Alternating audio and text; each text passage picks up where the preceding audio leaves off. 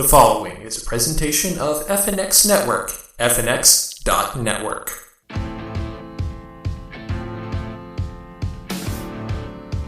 It's Casual Mode with Jeremy and David. Episode 2 for February 19th, 2015. Why is the sun on fire? Hello everyone and welcome to Casual Mode, the podcast for geeks of all trades and masters of none. I am the Shadowbird, Jeremy, and with me, of course, is my co-host, my little brother, David. How are you today? Doing great. That was definitely a lot better than the Shawn Michaels to Marty Jannetty thing that you did last week. No, in that case, it was Shawn Michaels to my Triple H. It's my big brother that's the Marty Jannetty did by Shawn Michaels. Oh, I would not. I have no idea. There's just too much connections there. I'm not even gonna. And we got a pro wrestling segment today too, and I need to get in that mood. Hang on for a second. All right, I'm ready. All right. Yeah, as you mentioned, we're gonna have some talk about the WWE. Including NXT, which had a recent big event last week, and a episode just yesterday, I believe it was. We're going to do a little recap on our Casual Mode mini about the Smogon Pokemon metagame, and specifically suspect testing for Mega Metagross. And we've also got an interview with the champion of Major League Pokemon. But first, while we're still here in this intro segment, we want to let you know, yes, we do know that there was cutting in and out on the first episode. Really, really sorry about that. It was a software issue, and if you were watching the little mini thing that we did about Mega Metagross being up for suspect testing for Smogon, we have actually fixed that problem by changing out our recording software. So, henceforth, fingers crossed, knock on wood, not going to be any more cutting in and out. And not to mention that I also got this new handy-dandy microphone here. Went down to Fry's Electronics last Saturday, paid about $70 for it. Works great. I like it. Yeah. It's kind of similar to the one I've got, so our sound should be sounding a little more even. So that's what we've got in store for the show today, and we're going to get things started by talking about video games.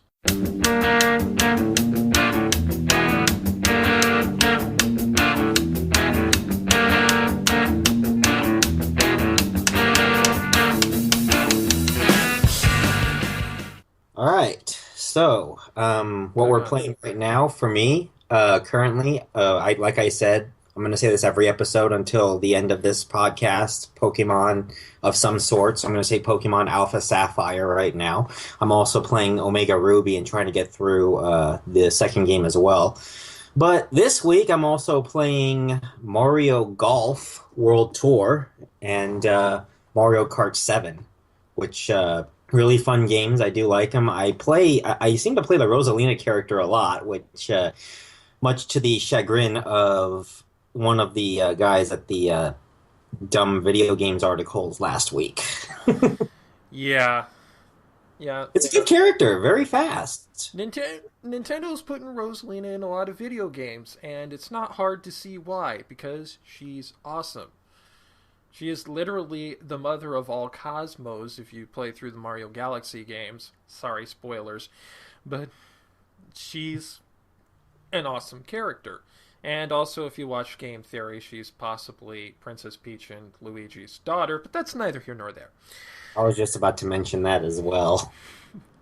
As for what I'm playing, of course, I'm still playing Fire Emblem Awakening, so if I start sounding like the Pelagian Dark Mage Henry from that game, I'm really, really sorry. He's just kind of gotten into my head a little bit. I can't help it. I love the guy. He's so crazy. Hey, Jeremy. He's so silly. Hey, Jeremy. Yeah? Casual mode or classic mode? I play casual mode, of course, which, by the way, part of the inspiration for the name of this podcast. Yeah, got it. I don't like permadeath. It's part of the reason why, for the longest time, I didn't even play Fire Emblem games. I preferred the Sega series Shining Force to it because when your characters are defeated in that game, they don't die permanently. You can go back to a chapel and get them resurrected. Sure, it costs you money to do it, but you can get them resurrected. But aside from playing Fire Emblem Awakening still, I am playing Pokemon Alpha Sapphire, trying to get my team worked up for Major League Pokemon's World Cup. Trying to build up not just my evolutions, but also building back up my lovely Gardevoir Jasmine, imported over from Pokemon X, and a well, it's currently as Vilas. It was a dino originally that I'm trying to work into a high dragon. It does not have a nickname. And also a Skarmory named from a Fire Emblem Awakening character, Kiel. See, I have this weird thing that I do when I play Pokemon. I theme name my characters. When I was playing X and Y, it was all characters named either from Power Rangers or Super Sentai, which is part of the reason why that Gardevoir is named Jasmine, after the yellow Deca Ranger. Well, I have a Mega Aerodactyl. It kills Mega Gengars dead, and that's all you need to know about it. As a matter of fact, if I could, I would nickname it Mega Gengar Killer. Yeah. Two other games that I've been playing recently. Actually, three now that I think about it. To my 3DS, I recently added Shin Megami Tensei 4.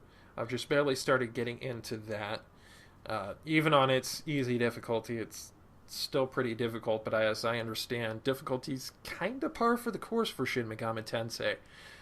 And on the PC side, for one thing, every week, every Wednesday night, I'm part of a D&D 4E group on Roll20. So I go on there. You've been trying to get me into it for quite a while now. Yeah. D&D 4E, please do not start with the Edition Wars, people. D&D 4E is what I started with. I started playing D&D, doing encounters a couple of years ago when I was in Oregon. And it's what I started with. It's probably what I would use to teach my nieces and nephews how to play when they get a little bit older. And I like it. I'm part of a group that's been going through the Scales of War adventure, which is this massive overarching adventure that takes you from level 1 all the way up to level 30. We're currently in Paragon tier, creeping up on Epic tier, and I'm playing a Star-Packed Warlock by the name of Albi Darkstar, previously known as Albereo Rocinante. I have a thing for weird names, as you can tell. Also on the PC side, off and on again, I'm playing this game that I got off of Steam called Shadowrun Dragonfall, which is kind of somewhat related to what I was talking about previously, because it is in fact based on the Shadowrun tabletop game. And it is really, really fun. It is very strategic and just a fun role-playing game. I forget how much it is on Steam. I'll probably link it up when we put up the notes for the show, in case you're interested in it. It's really fun. Cyberpunk adventure combined with fantasy elements. There are elves, there are dwarves, there are orcs. Of course, there are dragons.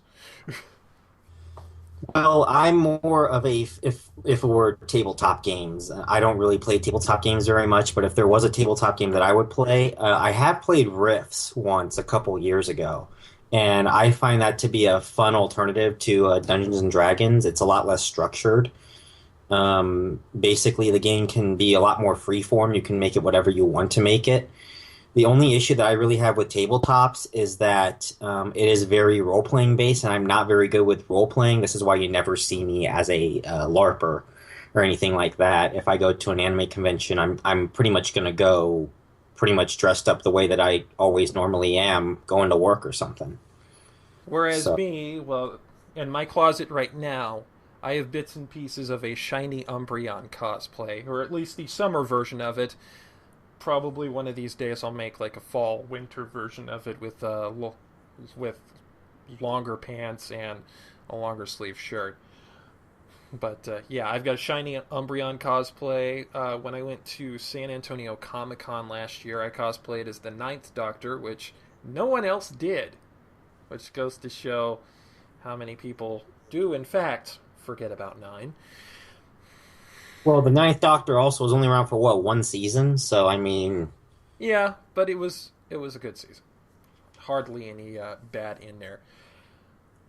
But yeah, he's more the mechanical side, which actually 4E probably would be a pretty good one for you because it is very much more combat focused. Me, I'm the more role playing kind. I get into playing Albereo, who is my snarky British contralto warlock. And I usually, when I talk in that character, I use that precise voice, that very, very horrible British accent. I'm sorry to my fans from the UK, if any exist. But yeah, that's what we're playing this week. New releases this week, we really only have two.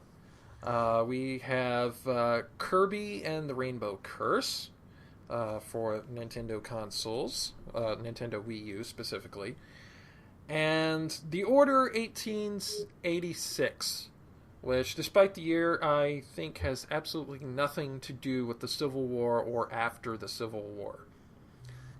And in fact, it doesn't seem to have much to do with anything because from what I've heard, it's a exceedingly short game, like 6 hours long. oh shoot, I could get longer games than that on Congregate. Hell, I play Gemcraft Labyrinth all the time, and that's what a good 70, 80 hours of gameplay if you know what you're doing there. Yeah, I mean, some people play casual games for longer than that.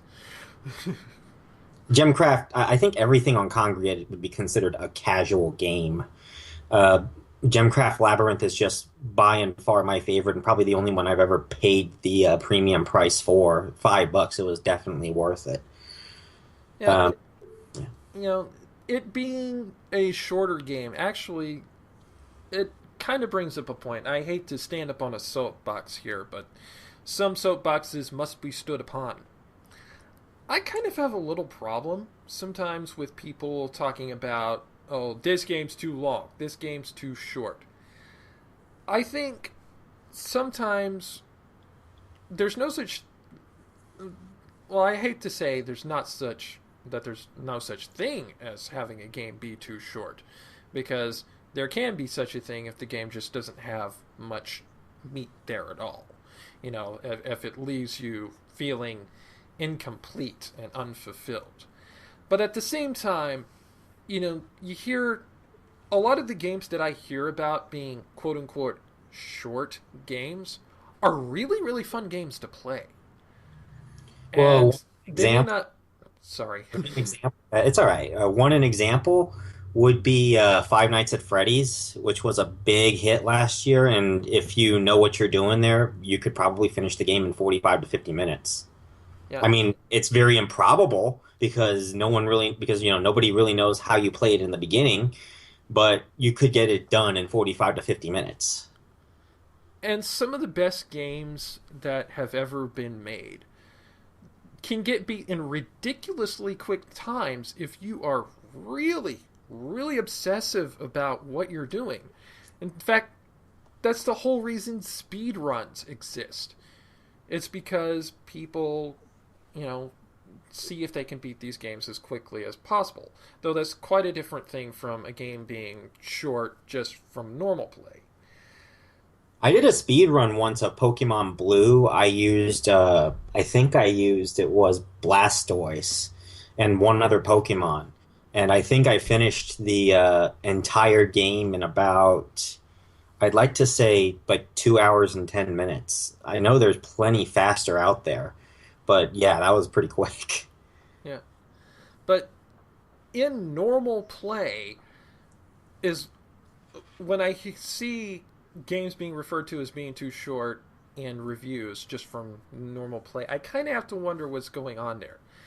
Is it really that the length of time is the problem or how you spent the length of time that's the problem. You can have a game that's only like about 6 to 10 hours long. And if you are really, really engrossed in it and invested in the gameplay or whatever the experience is for that short period of time, but you leave it feeling like maybe you want a little bit more, that has been time well spent. That game is not too short for what it is. Conversely, if you have a game that goes on for 30, 40, upwards to 100 hours, and you're just sitting there bored the entire time doing pretty much anything you can do to fill the time, I'm looking at you, games like Skyrim, and I know this is going to be a little bit of a controversial of a statement, but the quote-unquote open world games like Skyrim, where supposedly there's all this hours worth of gameplay, but it's mostly just not doing anything productive in the game itself. That's a problem to me. That means basically you're so obsessed about having gameplay time that you're just putting filler into it. You're not being concerned about getting the most out of the time that it takes to play it normally. Well, MMOs are a huge example of just complete grind fests. Great example back in 2006, 2007. Since I'm just going to move over now to the next segment, if you don't mind, Jeremy. This will That's be a nice segue for it. Basically, 2006, 2007, way back when, I played a game called Fliff, Life. Its longer term for it is Fly for Fun.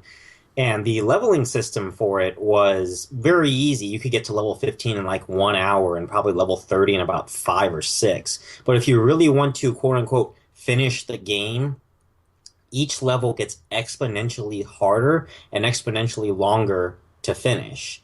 Up to the point where I think people had been spending upwards of like 1,000 hours for level 110, level 111. And just, the tens of thousands of hours you put into it, it's just boring. It's just complete grinding. You move on to one set of monsters and you kill them. Once you're too strong for them, you move on to the next set. Then you move on to the next set. Then you move on to the next set. Then you move on to the next set. It basically almost never ends. And I will admit, I'm a kind of a person who really, really hates being bored. I have a mindset where I can't just do nothing or do drudgery things and be fulfilled, which sometimes gets me into trouble at work, but that's neither here nor there. So I have actually played MMOs that were really, really fun. Playing Neverwinter, the game Neverwinter, going through the story quests. I actually found that really, really easy to get the first character that I had all the way up to the level cap at that time, which is level 60. I don't play it right now because, well, there were big events there that really kind of bogged down my computer, so I couldn't really play Neverwinter as well. And also, I was sinking a fair amount of money into it, which is never a good thing if you're playing MMOs. But it was really, really, really fun to me. So you can have MMOs that do feel fulfilling over the long amount of time you're playing them. The one I absolutely loved that was fulfilling for me was Mabinogi. And ironically, this was because it wasn't all combat based. It wasn't fetch me 10 of these, fetch me 5 of these. I mean, there was some of that, but there was a lot of farming, there was a lot of baking, there was a lot of cooking, there was a lot of, different things that you could do, different activities that you could do. And that's what made the game so fun to me. Yeah. I played that one for a long time. The main thing is to me is that everything needs to feel like it's got a point to it. Every element that you fold into your game needs to serve the game as a whole. So if you have things that you're just tacking on as time wasters, like, say, some of the things that they've added on to World of Warcraft, like pet battling or anything that just really seem like them throwing stuff at the wall and seeing what sticks, then it kind of gets annoying. Well, I think that's the reason why a lot of older games they had less to work with. We're talking about games way back in the NES/DOS era now, even Super NES. They had a lot less to work with. Games like Commander Keen, Wolfenstein 3D, Super Mario, they were very simple, but they were also very entertaining and very enjoyable, and yet also very challenging. Yeah, and then when you get into the Super Nintendo era, that's really when games started to expand out in length, where you had these massive RPGs from Squaresoft and Enix and all these other different companies that did take multiple hours to play through, had the save feature so you could save it and come back to it later instead of having to play through all in one shot. Well, there was that password system for many of the games as well. Yeah, there was the password system for some of the games in the NES era. In fact, one of the games that I played back in the day, which was poor man's version of Legend of Zelda, called Spiritual Warfare, used a password system. It was a pain in the butt. Well, the very first game I ever had on the Game Boy, it was strange enough. Tom and Jerry Frantic Antics had a password system that was just 5 characters long, and it contained one of 6 images, and you just had to remember the image. And passwords like that could be very easy to understand, but that's probably because the game only had like 9, 10 levels, and they only had 2 actual passwords that actually worked. One for level 5 and one for level 9. If anyone had actually played it, which, both of you would understand what I'm talking about. Yeah, and even in the SNES era, there were still some games that used the password system. I believe the Mega Man games for that system used the password system on there, but not. It was a very simple password system. It was just like 0 through 9 with accompanying pictures of characters. So you could either write it down by numbers or you could write it down by characters, and that would make it a lot easier to remember to get back to the spot where you were. And worst comes to worst, it's a lot better than Bomberman Act Zero. That's all I'm saying. Oh yeah, yeah, the dark and gritty reboot of the Bomberman series. Yeah, level 96, you fail. Oh, back to level 1. Oh, sorry about that. Yeah, and not to mention the fact that as far as graphics wise, it was a complete and utter betrayal because for years you have Bomberman on various different systems, various different consoles, not just Nintendo related ones, but Sega, TurboGrafx, pretty much everywhere that Hudson wanted to put Bomberman, there was Bomberman. And he was this little cute guy, kind of robotic character with a little thing sticking out of his head. And he could be multiple different colors. And then you get to Act Zero, and it's more modernized robotics, shall we say, instead of the little cutesy. Of course, then they went back to that, and we had some pretty good games back on Nintendo consoles that brought him back to his cutesy base. So, but of course, we haven't seen very much of Bomberman since then. Well, it's an Probably, example probably of because I think, if I remember correctly, Hudson went away. well, it's a great example of don't try to change what works. If it's not broke, don't fix it. Yeah, very true. All right. We did promise you earlier that we were going to kind of review what we talked about in the mini. Of course, we're not going to get into its entirety. We'll have the link to the YouTube vid for that in the notes so that you can go and watch that in its beginnings. Have there been any updates on this front, David? No, February 25th is supposed to be the start of the vote. Unfortunately, I think I'm not going to get the COIL rating possible for it, and I'm going to talk about that a little bit later. I have a COIL rating right now of about 2280, and I need 2700. So, Well, I mean, we might as well go ahead and talk about that now because the Smogon metagame is pretty much the metagame for Pokemon. Well, for Pokemon Online, I should say, there's also the VGC format, which is basically the official, quote unquote, format of playing Pokemon on the video games and what the national championships of Pokemon and world championships of Pokemon video games use.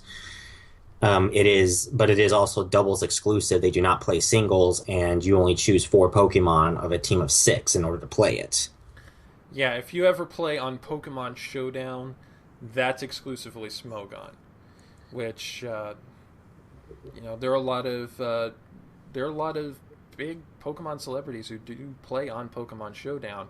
The people at the National Dex, for instance, for their Dex versus series and for some of the footage for their battle strategy, they use footage from Showdown.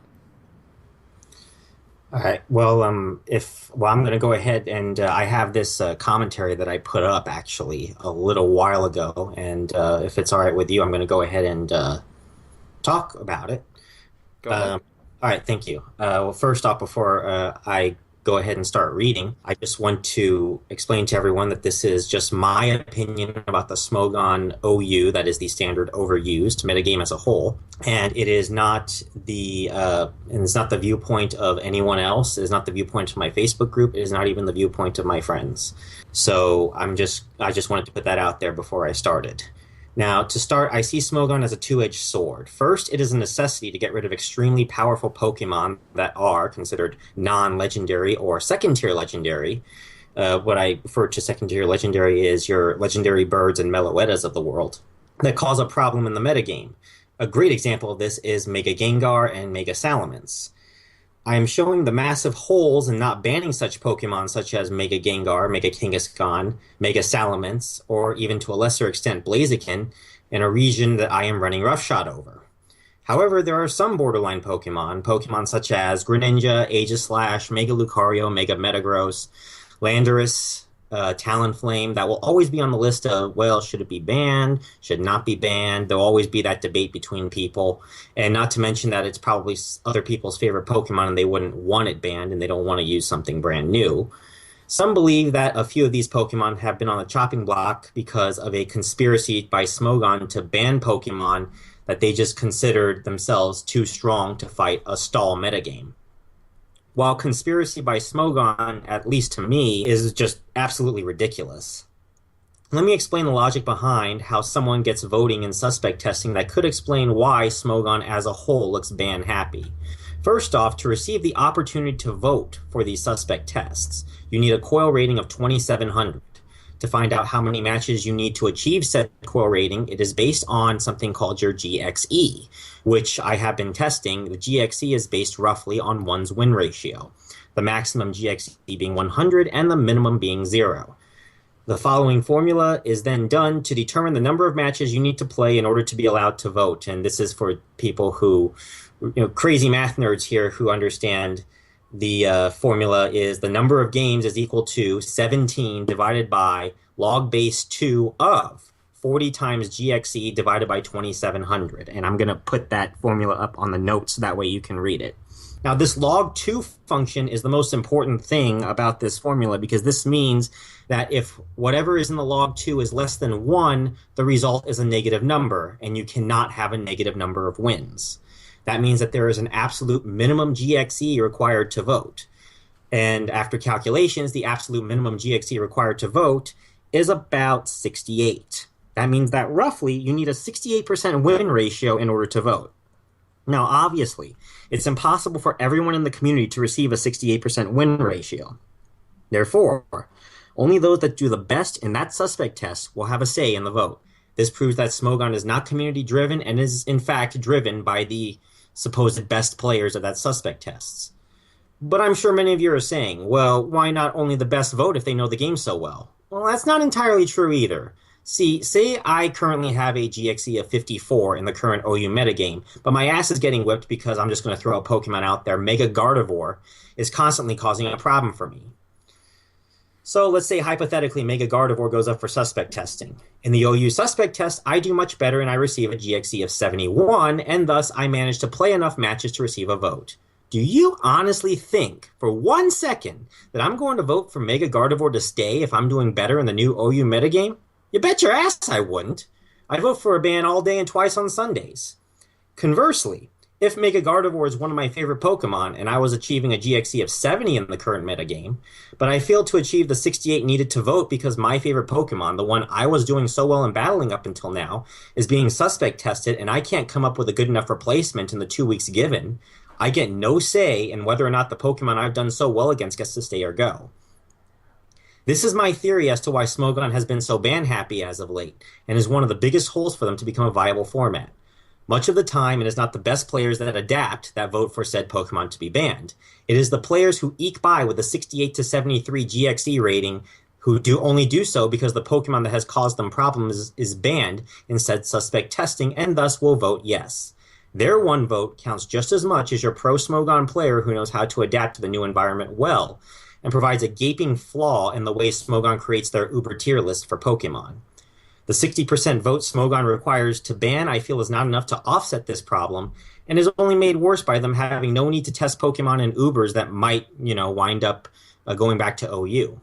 Some Pokemon, such as Mega Salamence and Mega Gengar, are broken in every sense of the word, and a blind man could see it. However, for those Pokemon that are simply, in my opinion, just considered very good, or what many would call borderline broken, such as Aegislash, Greninja, and Mega Lucario, Smogon's system will continue to ban Pokemon like this simply because the way they allow the community to vote is based on only a select few.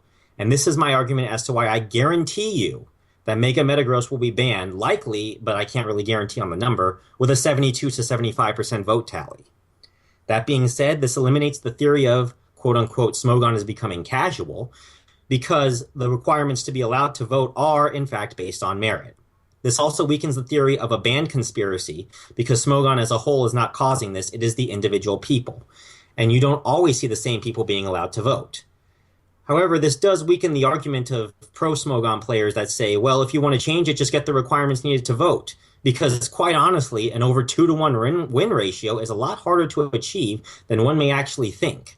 This also strengthens the Smogon OU as the same 15 to 20 Pokemon, because any Pokemon that are opened up by a Pokemon being banned are just scared to death of other creatures out there. Great example, Mega Pinsir was supposed to be opening up, I think it was Mega Mawile was coming out, or someone else, or Greninja. But still, it has to deal with Talonflame. Great example. Another good example, taking Talonflame as well. I found a Talonflame on virtually every team that I have played against during suspect testing. And the counter-argument of, well, we should only allow the best to be played anyway, counteracts with the argument of why we are banning the borderline Pokemon in the first place. Because they were originally the best until they were banned. You can't really have it both ways, at least in my opinion.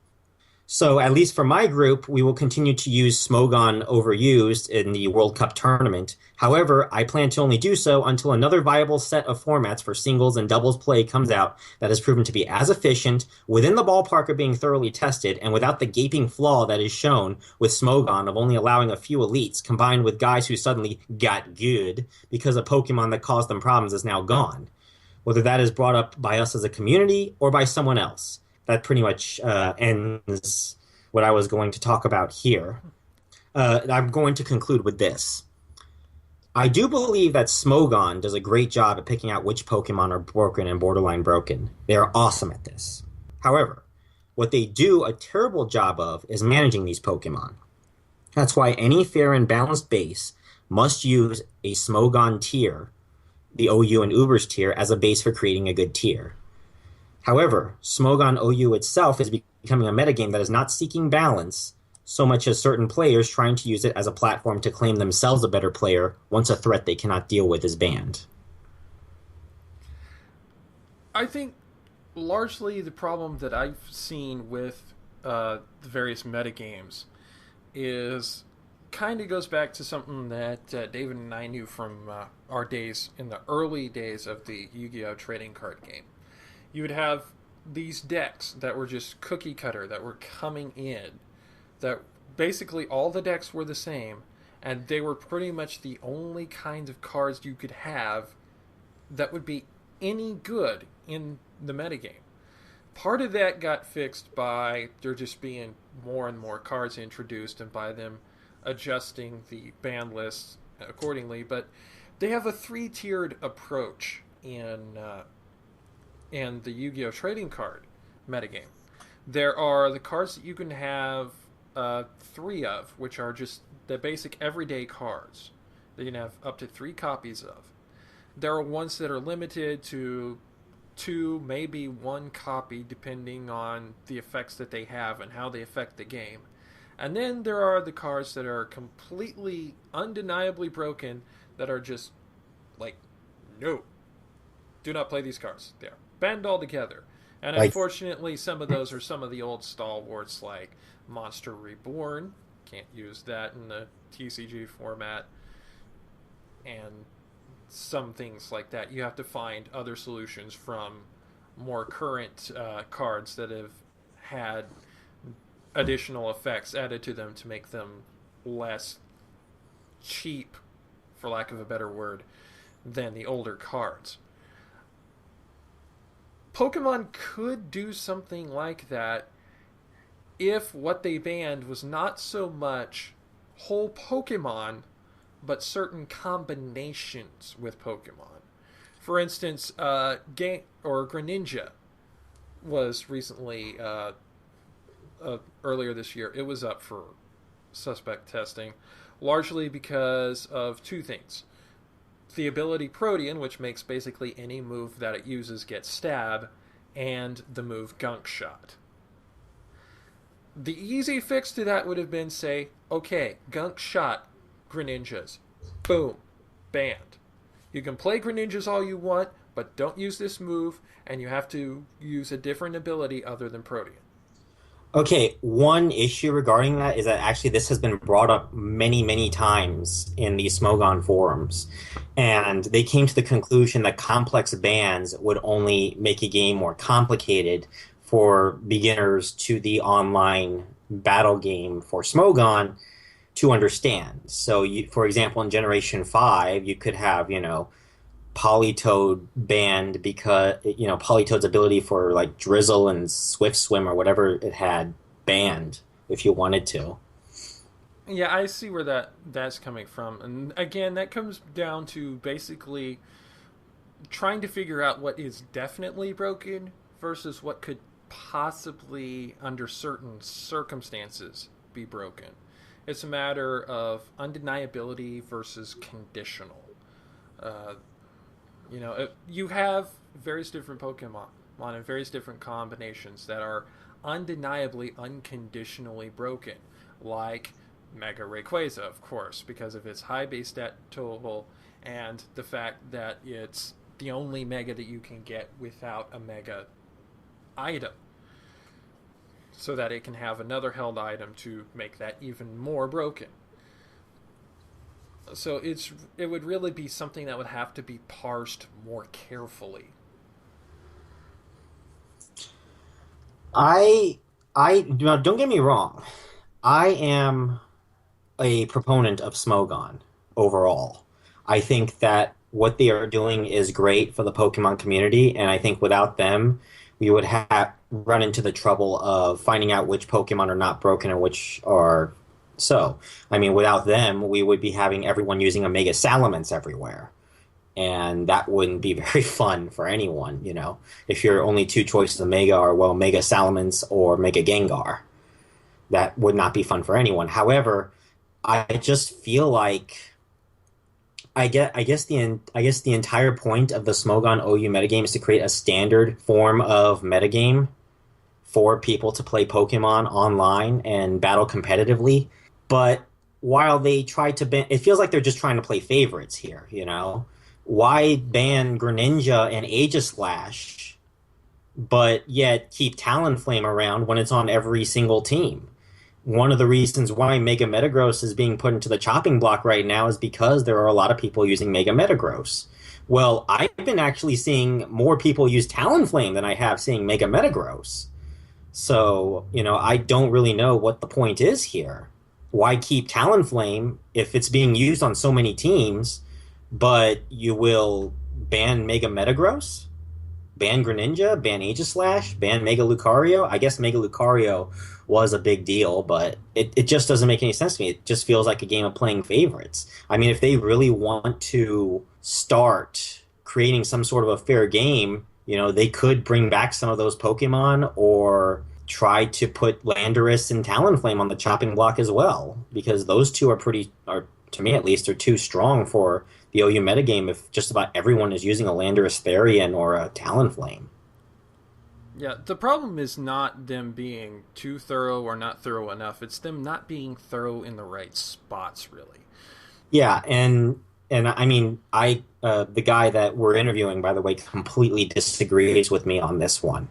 He finds that Talonflame has plenty of weaknesses that can be exploited, mainly its 4x weakness to rock, that it pretty much loses half its life when Stealth Rock comes out. But you have to remember that unless you have a priority type move and it's faster than Talonflame, you are pretty much screwed, at least until provided that the Talonflame has a life orb, the Talonflame faints from its own attacks. It pretty Well, much gets a free shot every turn, is what I'm trying to say. yeah.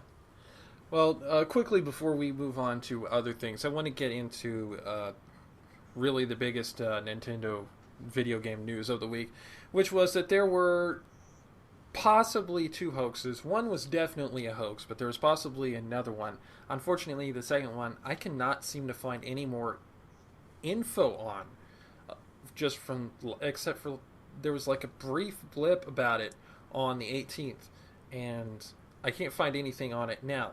The first one is the undeniable hoax, which was that someone actually photoshopped evidence of Rayman, Ubisoft's mascot character, being in the new Smash Brothers as DLC.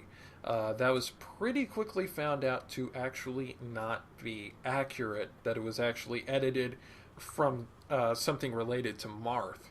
So that was quickly discovered to be a hoax.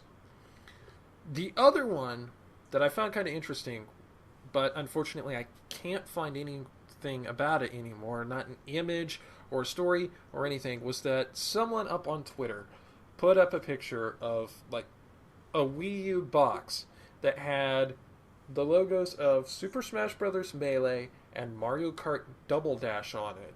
And people started freaking out about this, like, oh, what does this mean? Does it mean we're going to have some more remakes of GameCube games on the Wii U? Are these two going to be remade and put on a disc together? I don't. I'm willing to bet probably that actually that got taken down because of it being a hoax. But if for some weird reason it's not hoax related, I think what it would most likely have meant was that we are inevitably going to get GameCube games on the eShop, which would be, in fact, long overdue and very welcome to me because I'm kind of wanting to play the Wii and GameCube Fire Emblem games, mostly because I hear they also have a casual mode, and also because of Ike being from Smash Brothers. But yeah, in the same week, two great big Nintendo related hoaxes. And the Smash one's kind of not unprecedented. We had some fake leaks before the game, some of which actually turned out to be true, like Duck Hunt Dog. But this one was absolutely proven false. I do have Super Smash Brothers for the 3DS. I don't have one for the Wii U. I actually don't have a Wii U yet. My fiance is trying to urge me to get one eventually when we start living together. Um, but for the 3DS, for Super Smash Brothers, are there any other characters that are going to be coming out? There is going to be the Mewtwo DLC coming in May. That is free for those of us who have both copies, like me. And I imagine considering trending for Nintendo DLC, probably not going to be too much for people who don't. But yeah, Mewtwo is definitely coming back to Smash. We know that for certain. I would be surprised if there were not more DLC characters because there are quite a few popular characters from previous Smash Brothers games who had not made it into the initial version of the final product.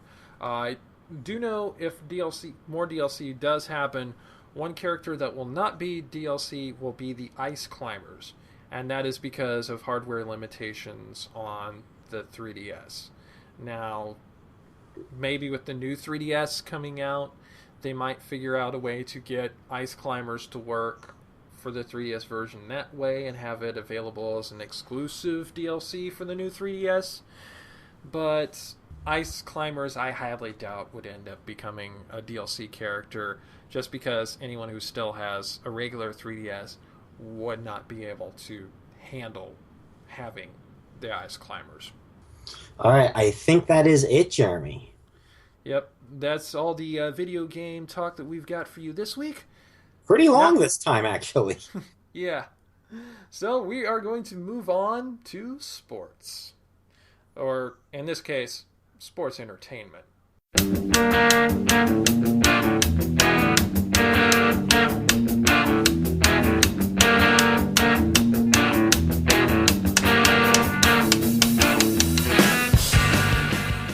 Welcome to the sports section, or as we referred to it earlier, the sports entertainment section this week, because there's not really a heck of a lot of new developments, at least not in the general sports world.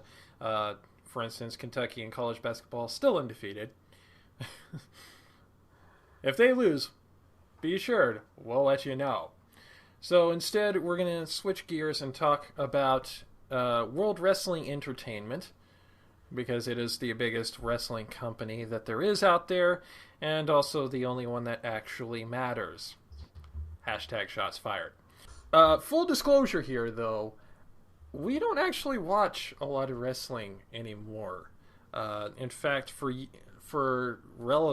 about like 2 years, I didn't really watch any, because we just got ticked off by some of the silly stuff that WWE was doing.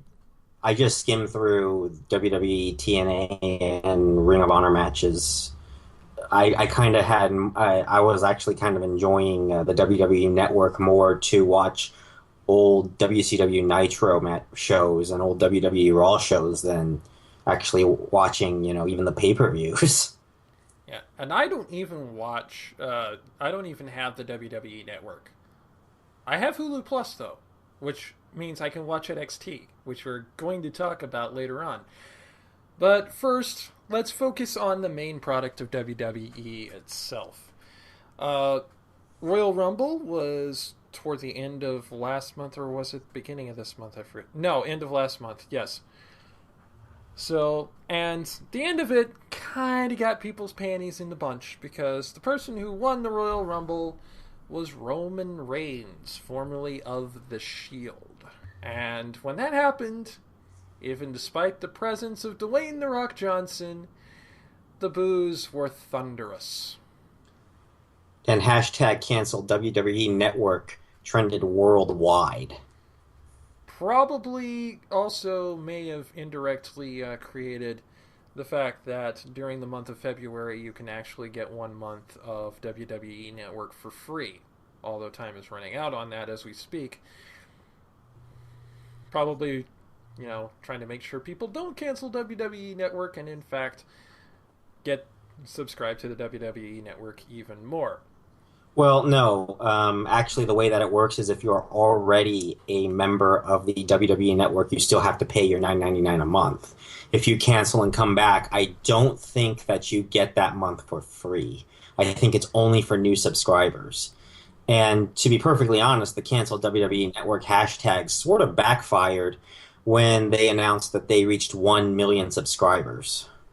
But it kind of makes you wonder if WWE really actually pays attention to the WWE universe. Because aside from this, you have people booing John Cena in droves. There's not very much in the way of cheers left for him, even from the demographics that are more lately. He's been getting cheered a little bit more lately. I've been noticing it's been more cheers than boos lately.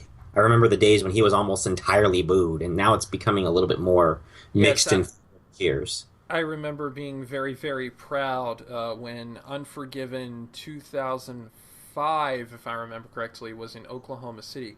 Being very proud of the Oklahoma City fans for booing him out of the building when he was facing a then very brutal heel, Kurt Angle. Way to go, Oklahoma City. Better than December to Dismember. Oh God, that one was fun. Big Show, lastly, last two in that elimination chamber that they had, and Big Show being the heel, such a big heel that the entire crowd stood up and chanted, "Let's go, Big Show." Just Yeah, saying. but it really makes you wonder because the WWE universe and wrestling fans in general, especially those who spend a significant amount of time on the internet, are not exactly a quiet bunch. If they like something, they will let you know about it. If they do not let you like something, they will let you know, and usually in ways that are not TV 14. So, In this case, I think they did listen. If you take a look at possibly, the yeah, because coming up, they have their pay per view Fastlane. And if you look at the card for it, one of the key matches, in fact, the main event of Fastlane, is going to be Roman Reigns, who again won the Royal Rumble, versus Daniel Bryan, whom people wanted to win the Royal Rumble, in a match for the shot at WrestleMania. Which, oh, and by the way, the name Fastlane, because they're on the road to WrestleMania? Get it? God, that's a stupid joke. well, they can't really use Elimination Chamber anymore, because of the reputation of the Elimination Chamber. Trying to make it even more PG than it already is. Even so, you'd think they could come up with something better than Fastlane. I get we're on the road to WrestleMania, but still, come up with a better joke. There has been rumors going around right now in WWE headquarters that they are planning on changing the WrestleMania main event into a triple threat. So they're probably going to make this a draw and just let them both into WrestleMania to face Brock Lesnar. I don't know how they're going to get around that, considering that the Authority hates both of them, kayfabe.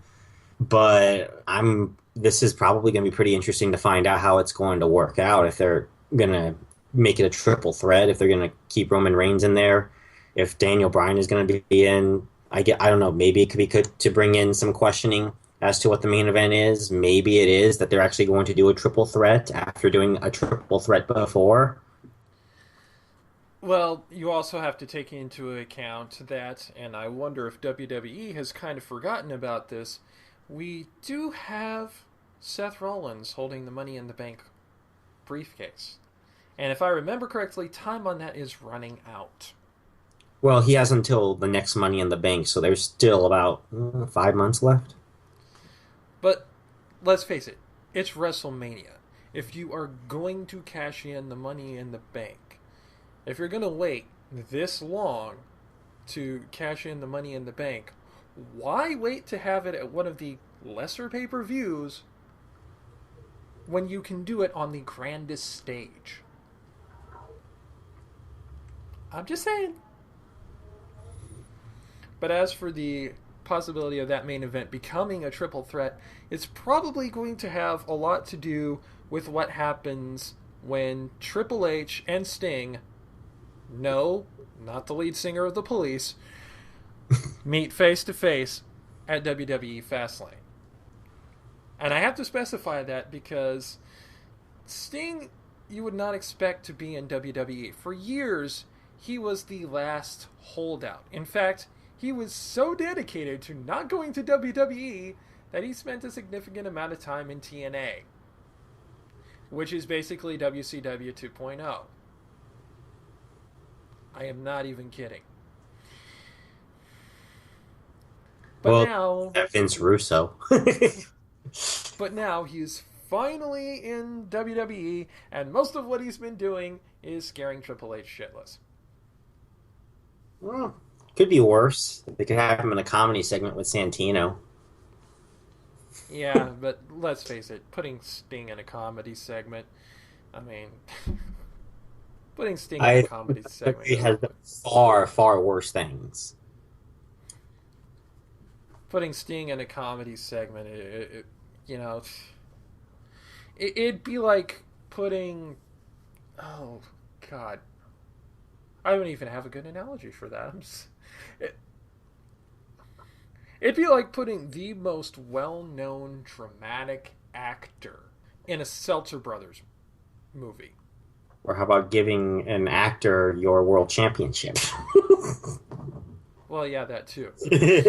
Which is more fitting considering that's the thing that actually happened in WCW. Also at Fastlane, we have the All-American rapping boy John Cena versus the Russian Bulgarian Rusev. I don't understand why they're continuing this whole thing of Rusev being undefeated. I mean, he's had several losses by DQ and countout. I don't understand what's the big deal about this never been pinned, never been submitted thing. Roman Reigns has beaten him, I think, 4 times. Rusev is actually 0-4, if I remember correctly, against Roman Reigns. And also the thing is, and only know this because everyone who actually watches WWE that I follow on Twitter has mentioned this. I don't think Rusev's ever actually done anything heelish. The only thing he's ever done that could be considered heelish is say, I am better than you. Well, and he proves it. There's also every time they say the word Vladimir Putin, his face shows up on the Titantron. I don't know how that works. Even Bo Dallas had that one time, so. When you're trying to invoke Vladimir Putin to make a guy heel, you got problems. Because, I mean, if you're still trying to do that to make your guy heel, you're just trying too hard. Rusev is only a heel because Lana manages to get him booze. Yeah, I mean, Lana does a pretty darn good job. And considering he's facing John Cena, I have to wonder how long that's going to be enough. Well, my heart wants to say that this wonderful story of Rusev is going to come to a crashing end at Fastlane. However, it is only Fastlane. If this were WrestleMania, it would be an absolute deadlock certainty that John Cena would win, and it would be the end of that. Well, I think that I really think that Rusev will probably retain the U.S. title by some sort of a countout or DQ, and then they'll move on to WrestleMania. They got to give him some kind of a rub. I mean, after he does lose his once his winning streak ends, if you even call it a winning streak anyway, he will probably move on to the main event scene, and they're going to try him out in the main event scene next. Yeah. Looking a little further down the card, Bad News Barrett, the Intercontinental Champion. Yes, it is still a belt that does exist, Little Karibo. Versus the Lunatic Fringe Dean Ambrose for the Intercontinental Championship. Sorry, I had to do that little shout out to the Mark remark there. It's a great show. The promos leading up to this one are awesome. It's like you have this guy, Bad News Barrett, who's just returned from in action and won the title thanks to the Authority. And then on the other end, what's his first feud coming back he's going to face? A guy who is absolutely so insane that many were comparing his insanity to that of Bray Wyatt, the quote-unquote eater of worlds. And I freaking love this. I love the last promo that they did, I think in SmackDown, where Dean Ambrose made Bad News Barrett sign the contract by tying his hands to the post. Yeah, I saw that on the top 10 moments of the week. That was awesome. I didn't see where it was in the top 10 moments of the week. Where was it? What number? It was close to the top, if I remember correctly. It had to be the top. It was my number. Because you had Wade Barrett the whole time as he was being forced to sign it, go, this can't be legal. In Ambrose's world, anything is legal. I reject your reality and substitute my own, interrupted Adam Savage. Pretty much. Pretty much is how it works. Yeah. After we also have a Divas title match. Paige, the current champion, versus one of the Bella twins. Ugh. In this case, the one that's married to John Cena. Please, Paige. Please, please, please get the belt off Nikki Bella. I am sick of it. I have a feeling that this could possibly lead maybe to either a match between the Bellas at WrestleMania or maybe a title match involving both of the Bellas. Because Brie literally is right now with her sister only because she lost a match that made her sister's assistant. Well, no, they got rid of that a long time ago. I think that contract was gone back in October, November. Translation, they want us to forget about that. But yeah, Brie has been, acting the heel alongside her sister, but I don't think that's going to last. I think that the lure of the butterfly belt will be too strong, and I think that the road to that may start here at Fastlane. Oh God, no, I'm doing it. I just don't like the Bella Twins at all. I mean, I would rather see freaking Alicia Fox take the title from them. That's possible. Yeah, the Bellas are cute, but I have WWE women wrestlers that I like more, some of which are in NXT, which we'll talk about later. They aren't exciting to watch. I mean, the only reason why they're even in anywhere near the title hunt right now is because of their Total Divas show. And I'm just not a big fan of the Bella Twins. I think that they have improved over the last little while. They aren't as bad as they were when they started out. But honestly, they're still just not very good to watch. They've gone from maybe I would say a D minus or an F in my book to maybe a D plus. It's, barely tolerable at this point. There is only one show on the E network that is worth watching, and it does not feature divas, but rather Joel McHale. I'm not entirely sure what that show's called. Excuse me, I don't watch The Soup. The Soup. Yeah. I don't watch the any sort of cable really, except for sports and some Raw and maybe an anime or two once in a while. Neither do I, but when I did watch E, that was literally the only show on that network I ever cared to watch. Well, this may surprise you, but in the WWE, yes, there is still a tag division. We have Jimmy and Jey Uso taking on the Brass Ring Club of Tyson Kidd and Cesaro with Natalya. I don't really have much to say about this because the WWE tag division... Really call them the Brass Ring Club? Yes, that is the name of their pro wrestling wiki not entry. Heard that name at all. Well, it's based off of one of Vince McMahon's statements from the podcast that he did for Stone Cold, where he was talking about how the current generation of wrestlers just don't know how to grab the brass ring, and that John Cena was the last one to take, and I'm just like, ugh. So they decide to create basically the Job Squad 2.0. And here's the thing: they're all foreign heels. Tyson Kidd and Natalya, Canadian. Cesaro, Swiss. Adam Rose was the leader of this club for a while. Wait, he led it? Adam Rose apparently was the leader of the Brass Ring Club for a little bit, and he's from South Africa. Oh God, that's kind of daunting. I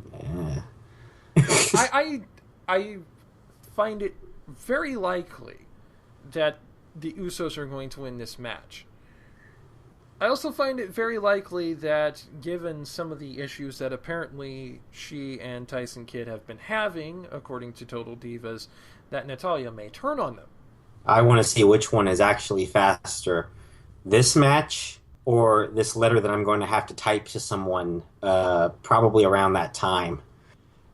I don't see the Brass Ring Club. When, why are they getting a tag team title shot? Why? And I like Natalia, I like Tyson Kidd, I like Cesaro. I just them all being together just doesn't sit right with me.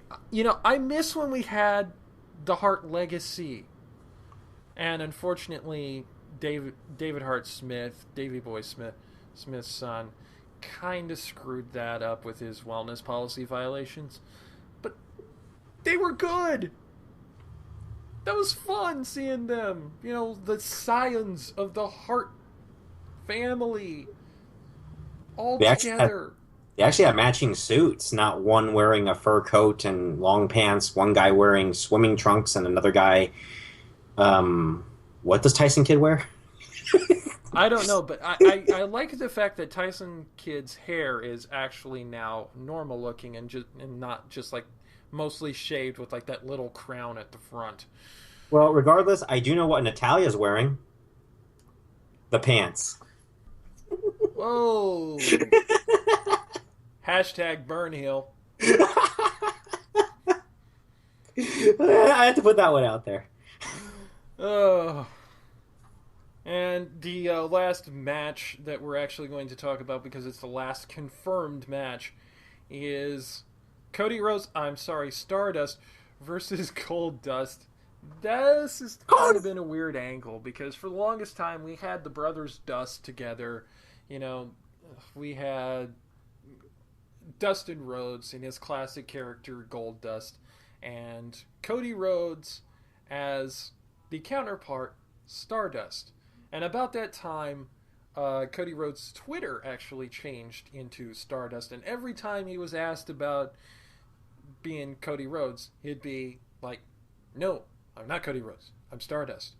And now that has come to where every time Dustin refers to his brother by his actual name, Stardust just goes completely off on him. Even Dusty Rhodes, their father, has gotten in on it, and again, every time Cody Rhodes is called by that name, he goes crazy and just starts attacking people, and that has led us to a match at Fastlane, apparently. Why didn't they say this for WrestleMania?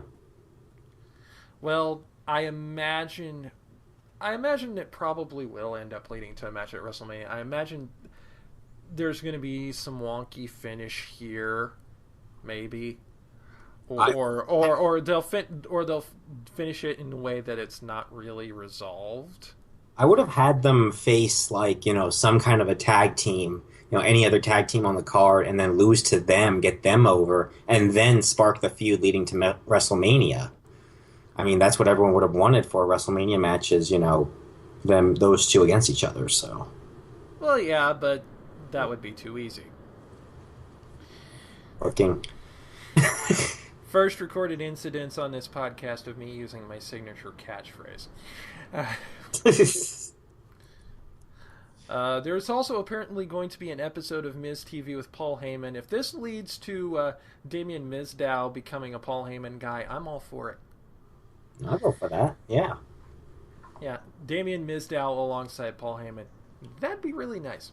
Well, with Brock Lesnar reportedly soon to leave WWE to possibly return to UFC, Paul Heyman's got to have something to do. Yeah, that'd be pretty fun. Before we move on to NXT, though, there are a few fun stories. Apparently, on last week's Raw, well, actually, one of the stories is fun. The other one is not fun at all. So we'll start with the fun one.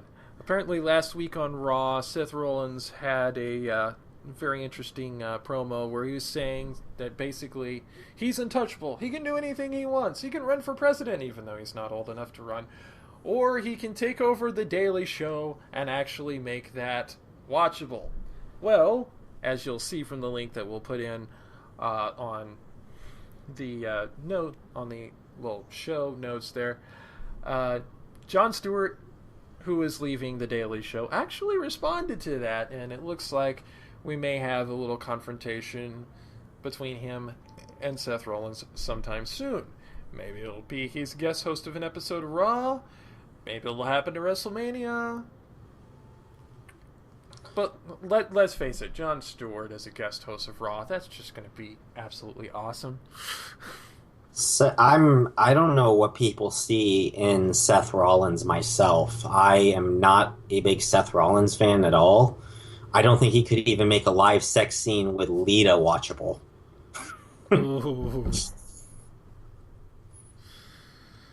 Yeah, not one of Adam Copeland's finer moments, but at least he rocked it.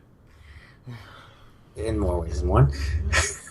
Honestly, I think I think the MVP of that went to Ric Flair myself, but And the last WWE news story, like I said, is not actually all that fun.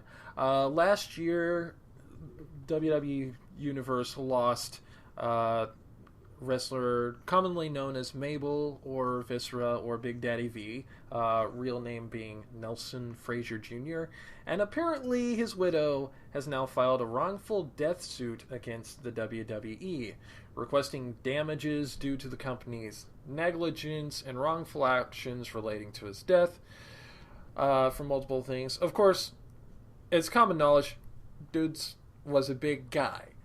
And he did die from a heart attack. But that's not to say WWE did not have any role in that, because, I mean, he suffered from an enlarged heart. He'd had concussion issues. According to some of the points raised in the complaint, he apparently had to wrestle at some point with a case of pneumonia. He was suffering from diabetes, which the WWE wasn't getting help for him with. So it could be argued that his death is actually just a matter of the health issues that he had, but at the same time, it doesn't look like WWE really helped him get the kind of treatment that he needed to be able to handle that in a way that he could compete in something as active as wrestling in the WWE ring. well, if that interview from CM Punk is any indication, WWE doctors seem to be very subpar. Considering, that they allowed him to wrestle with a staph infection, which, if you've ever had a staph infection, I haven't, but I know of some people who have had staph infections. Me neither. It is nasty stuff, especially if it goes to the infectious side. It is nasty and really hard to get over, and can actually leave like scars on your body from them having to basically cut the infection out of you. Oof. There's no real segue from that to NXT because, well, NXT Takeover rival that they had last week, not by any means gruesome. In fact, it was quite the opposite. It was pretty fun to watch. I liked it. I don't think it was as good as their last special event, but it's definitely better than pretty much any pay-per-view they've crapped out.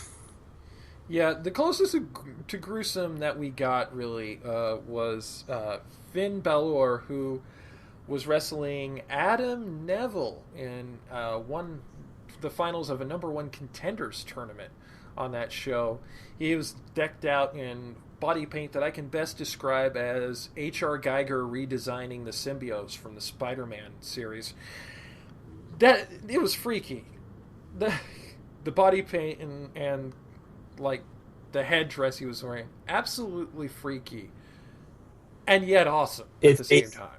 It's basically similar. I think it was similar to the face paint that he was wearing during the last special event when he was teaming up with Hideo Itami to take on the Ascension. And yeah, I think that really brings out some kind of an edge, I think, for him in those matches. That's what they are trying to kind of sell to the audience, is that this brings him an edge in matches against other opponents, which leads me to wonder, why does he not, use the face paint in all of his matches then, and not just the special events? Well, I think I kind of look at it as him kind of putting on like a higher level of ferocity for the big matches, kind of getting into a zone, getting up for the big ones. but that's just me. But yeah, from what I saw of it, it started off with a match with Hideo Itami and oh god, I cannot remember his name. All I can remember is that they did a very ingenious thing for making a character a heel in 2015. They gave him a selfie stick. A fur-covered selfie stick, no less. Oh my God, I saw And that one. That was hilarious. apparently, it was also leftovers from the number one contenders tournament, which makes me wonder why I didn't start watching NXT before this.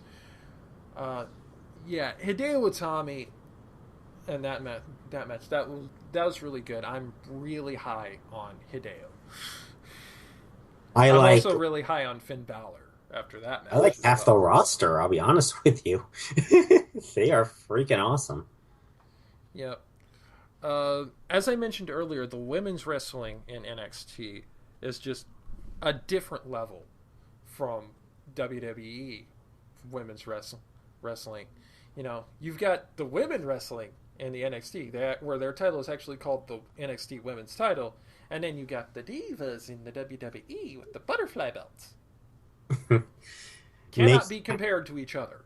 makes you kind of feel sad that someday these NXT women's wrestlers are going to be moving up and battling for that butterfly belt. Yeah. But going into Takeover Rival, the women's champion was Charlotte, otherwise known as Charlotte Flair, daughter of Ric Flair. And if you look at her, you can definitely tell she's Ric Flair's daughter. Which means I hope she never dates someone who's a fan of wrestling, because otherwise that is going to be very weird for that person. But she was going up against Sasha Banks, who's really kind of just like this. I don't know how to describe her. Kind of Beyonce like, real high on herself, kind of hip hoppy kind of girl. Becky Lynn, who is the Irish rocker chick. Becky Lynch. Becky Lynch, sorry. Sorry. Yeah, Irish rocker chick. I like her. She's my girl. And Bailey, who can best be described as just, you know, Happy. Perky.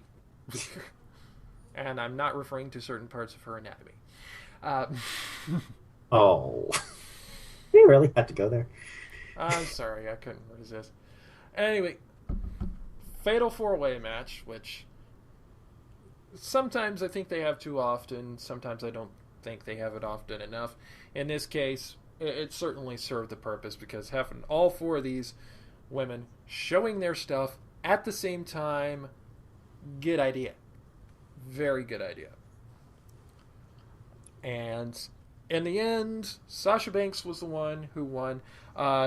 She had Charlotte in the crossface, originally popularized by, name redacted by order of WWE, and then rolled that over into a pinfall in a very, very nice maneuver.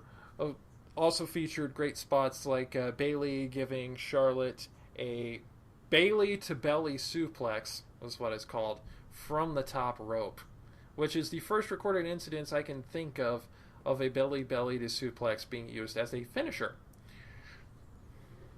You know, you see it a lot, especially from some of the bigger guys in WWE doing belly to belly suplexes, but you never see it as a finisher. I think I like how the women wrestlers use the ring to their advantage to make it look more of a match. You know, you don't see that in WWE Divas matches where it's pretty much just punching and slapping and kicking. It's gotten a little better over the years, but for the most part, it was pretty much just punching and slapping and kicking and pulling hair, and it's just not that level of. What I say, a lot of people consider pro wrestling an art, and the art should not be down to something that you could see on Jerry Springer. It should be at the level that, at least close to the level that the males do. And the NXT women's wrestlers are I feel like, in my opinion, are at that level where Shimmer was. Yeah, this is definitely not women's wrestling. This is women wrestling. Separate those two words out. Very key distinction. Because there's a difference between women's wrestling and women who wrestle. Yeah, and in my honest opinion, I think Sasha Banks is the top heel right now in WWE, which is sad because she's not even in the main roster yet. Yeah, she definitely does a good job of playing that completely justifiably egotistical heel. Yeah, she's full of herself, but there's a reason. And she definitely deserved coming out of that with the belt. Yeah, and actually, I was thinking to myself, and I was seeing this in some comments too. I mean, why don't they just, switch the Divas division, keep Paige and Natalia, with the NXT Women's division, and you would have a much more entertaining division for women on TV. Silly David, women's wrestling can't be mainstream. Oh, that's right. I forgot. Don't. Uh, Also, a little side note from this. It should be noted that, in stark contrast to the WWE, the two Irish people in NXT have gimmicks that are not even remotely Irish. You have Finn Balor, just has this like whole demon warrior kind of thing, and then you have Becky Lynch, hard rocker chick. Well, there And is. then you go into WWE and you see the two Irish people that have been in there in recent years: Sheamus, complete complete ghost Celtic warrior, and Fit Finlay, who had was accompanied by a midget, a short person, little person playing a leprechaun. And in case you can't tell that they were actually Irish, they put little shamrocks on their tights. Just to let you guys know, they are Irish people. They are Irish. Yeah, and also, for lack of a better term, if it weren't for the fact that Hideo Itami's name is very transparently Japanese, I don't think you would know he was from Japan. Because, they don't play those up. They don't Well, play up stereotypes for those. well, he does have a Japanese-ish complexion to him. I mean, Yeah, yeah, but I mean, even so, between that and his name, those are really the only indicators that he's Japanese. well, I think there's a Japanese flag on his tights. Yeah, but his wrestling style, it's not a Japanese style, it's Hideo style. And Hideo style is kick the shit out of you. Literally. I like that. I can see that all day. Uh, up the tag team division in NXT, much like many things in NXT compared to WWE, is actually fairly thriving. Apparently, the tag team champions right now, though, are a bunch of dubstep clubbers. And I do have one thing to say about the dubstep theme. Not nearly enough violin in it for me.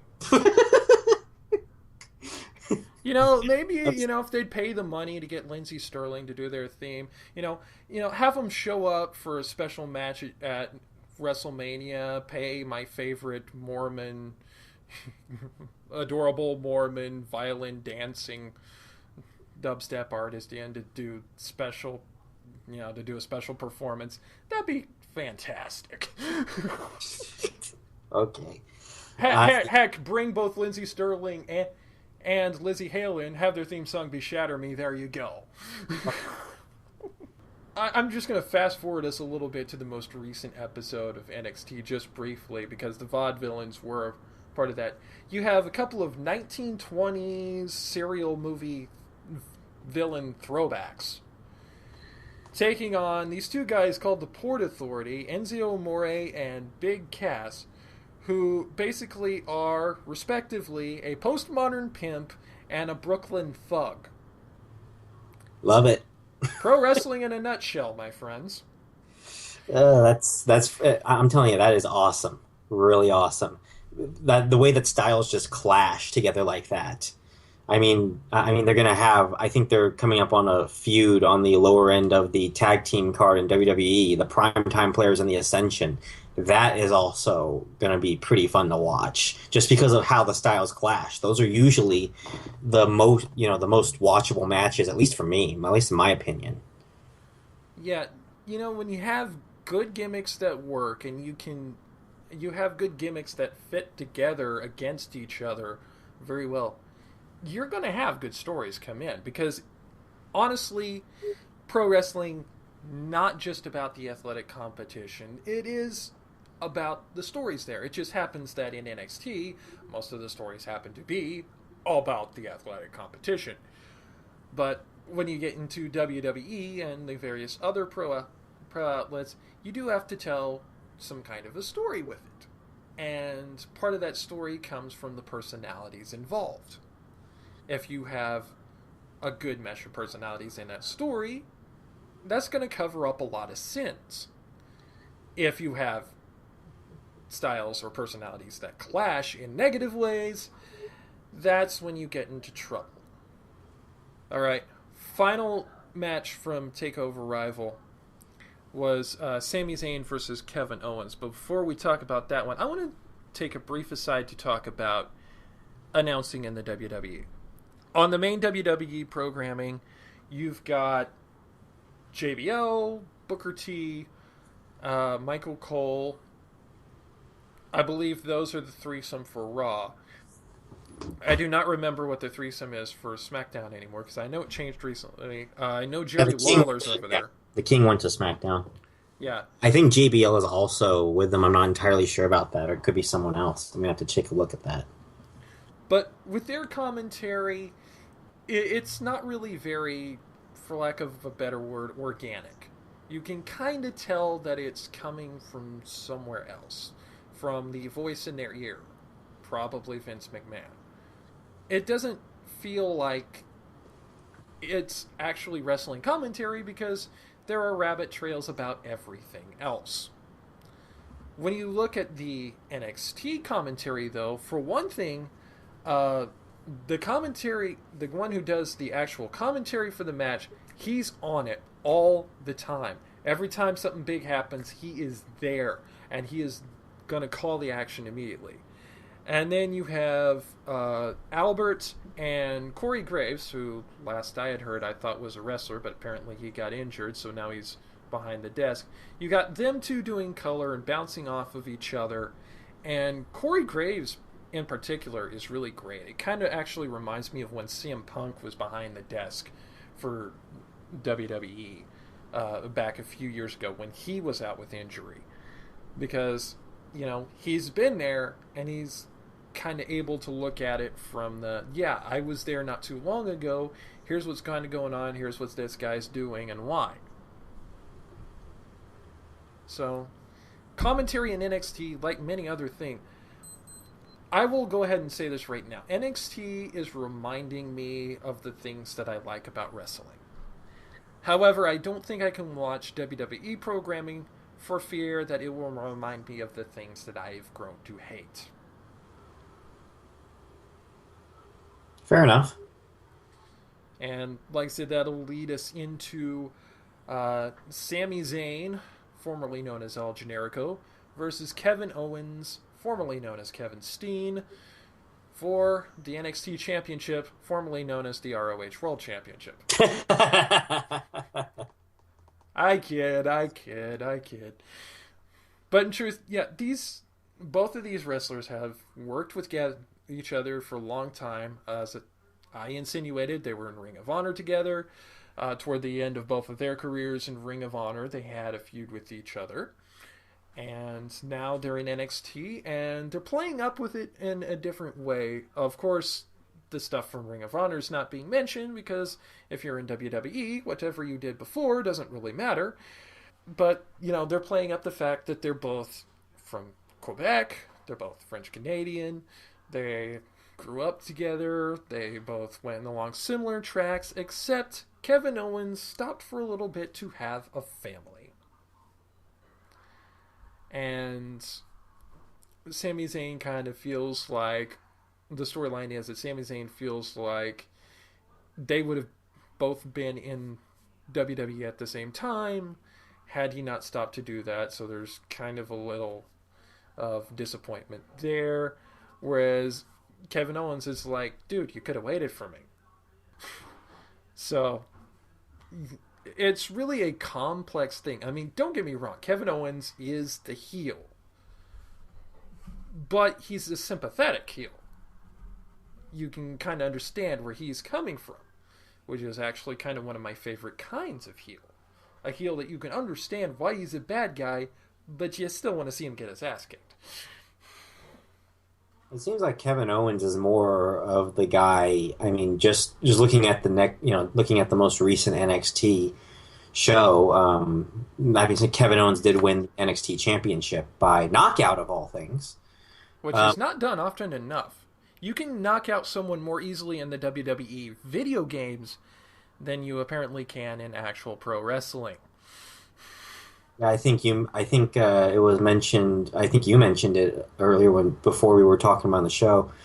Um, that the last known match that you could think of that involved a knockout win to change hands in a title in WWE was 17, 18 years ago. Well, Hard off. I don't even know off the top of my head if that was in fact for a title. But yeah, the only recorded incidents of a referee stoppage in WWE that I can remember off the top of my head was the iconic Bret Hart Stone Cold Steve Austin match, which is now 17, almost 18 years old. Better part of 2 decades since there was a referee stoppage in a wrestling match. And theoretically, it could come into play at any time. You could have a knockout at any time. In fact, that's used to be how last man standing matches would end by a 10 count. Not a referee stoppage, but a 10 count, so it's kind of a little bit different thing. But even that's been subverted in recent years. Thank you so very much, John Cena. And that's my... And I will admit, last man standing matches are my favorite match type, and now I can't enjoy last man standing matches because I don't know if it's actually going to end with a legitimate 10 count or if somebody's going to tape someone's legs around the pole. Thank you, John Cena. Well, I think there was I think if I remember correctly, there was another federation that actually copied that. I'm hoping that doesn't become the new standard for last man standing matches. But anyway, Kevin Owens coming out, he looking like he just don't give a shit. He looks lazy, bored. He's like, everyone else is, cheering or booing or whatever they're doing. And Kevin Owens going out like, yeah, you're champion. Yay. Look, I got the belt. I got the belt. I did what I have to do. I'm kicking butts. I don't care what you think of me. I don't know. It's just kind of like, he always seems to look. He always seems to look like he has a bored look on his face, at least to me. He's just so nonchalant, and I think that's part of actually what makes the heel work for him. Is that he's just so nonchalant about it. And yet, when it comes into the match itself, intensity unparalleled.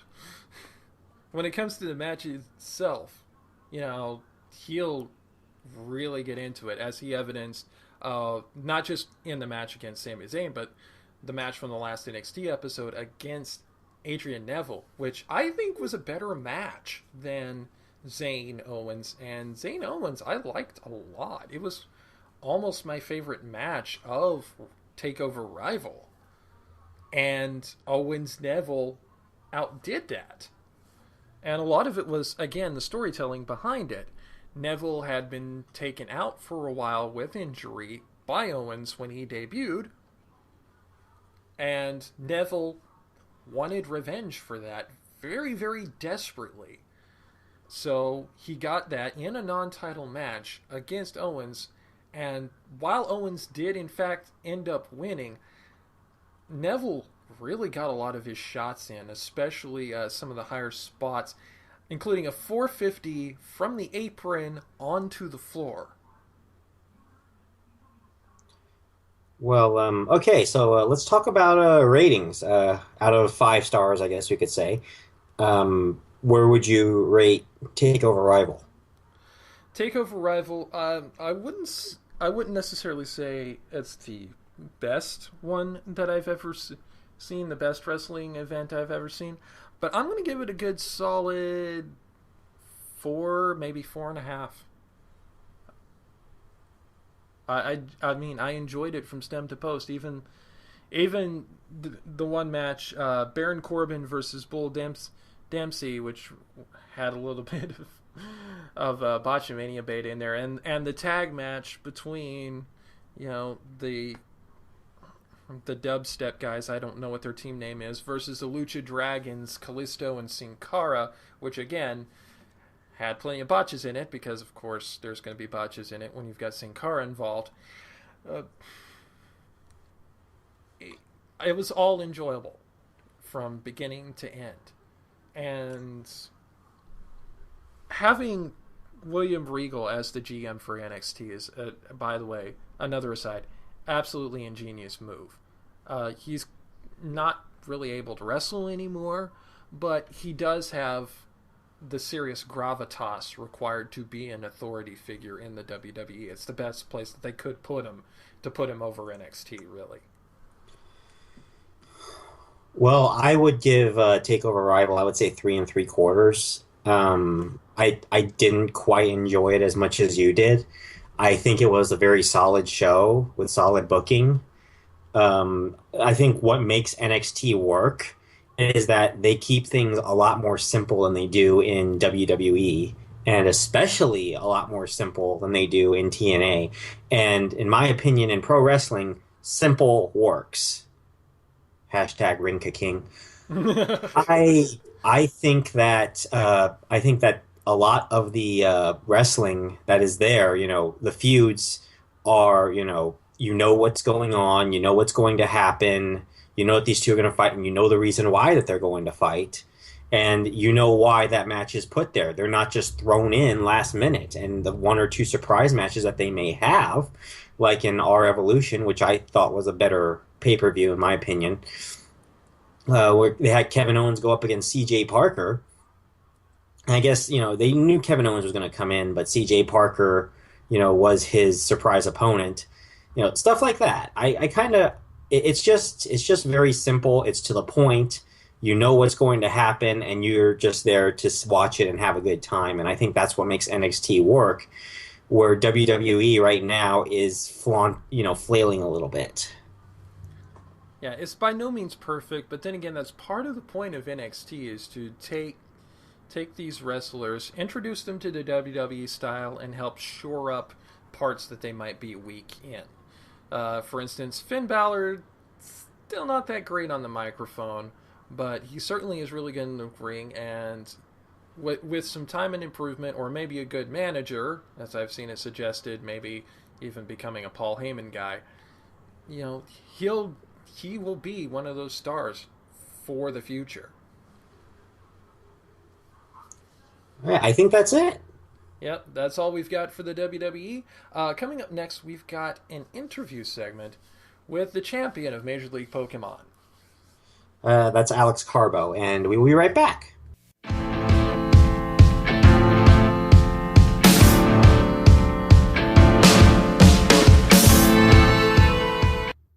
All right, we are here with Alex Carbo, current champion of the Major League Pokemon. Alex, how are you today? I'm doing well.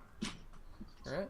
So let's just get started by you telling us how you got started with Pokemon, what the first game was you played, and a little bit how you got started with the competitive scene in Pokemon. All right, so basically, I started Gen 1, like way, way back. Technically, my first Pokemon game was Pokemon Red, but my mom bought it at a pawn shop, and it didn't exactly work well. Like, it looked brand new, but unfortunately, like the safe out didn't cross. So technically, Pokemon Blue is my first one. But I played all generations since then. And let's see, from Gen 1 to Gen 3, I was pretty much, like a kid playing Pokemon, just enjoy the game and stuff. It wasn't until like Pokemon Emerald with the Battle Frontier that I started learning competitive play because I was about 10 or 11 at this time, And then there was this a 14-year-old. I can't remember his name because I'm terrible with names anyway. But he helped me like learn about like more how to create better teams, and actually he also taught me about natures too, because in third gen it introduced the concept of natures, which basically Pokemon can have a higher stat based on their nature, but then something else gets decreased. And so during that time, he actually taught me how to be a competitive battler, which was actually pretty tough because I was pretty much the all offensive. Bring six Pokemon that can just basically destroy everything, which I've told David and probably a bunch of others who joined our group before that does not work. And if you try it with me, I would obliterate your teams easily. But yeah, he basically taught me different concepts. Like he taught me how to at least EV train to an extent. Like he's still kind of new to it, but at least battle wise, that's more of what I learned about. And also the one rule actually, that battle rule that at least for me is the most important, is the don't get greedy rule, which some people I've seen at least who like to boost their stats, especially like with things with Dragon Dance or Swords Dance. Let's basically do those kind of things, but with no way to like keep it safe for yourself. Because if you just basically rate your stats, you basically lose your only advantage. But then after that, let's see. And fourth gen is actually when I started real competitive play, because that's when you actually know about Pokemon Battle Revolution, the Wii game where you basically played online all the time. That's where I actually got introduced to double battling, and then I also started single battling during that time. And then after that, like pretty much, I was doing Smogon singles in fifth gen only, and that's pretty much where I am right now. Okay. Do you remember what the first team that you used in competitive play was? That's a tricky one. Actually, my first real, like if you actually go on YouTube, actually, there is one competitive battle that I had before, like that was uploaded, and it was if you actually just type in Stormbreaker 91746, it's a PBR friendly battle. That could technically be my first real competitive team. And if you actually see it, it's actually a really, really close game. It's about like 13 minutes long, but you can check that out later. All right. Well, I'll try to look it up, and we'll try to add it to the show notes.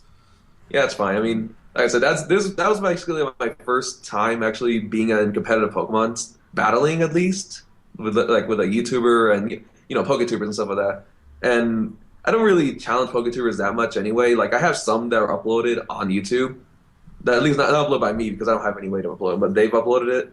But at least like through different things like on Facebook or on Twitter, I joined Facebook leagues. I mean, Pokemon leagues. What kind of Pokemon do you currently use? I'm a very widespread person actually, but right now because I'm doing the Xenos League Challenge in another Facebook group, I'm gonna be facing their champion sometime either this weekend or next week.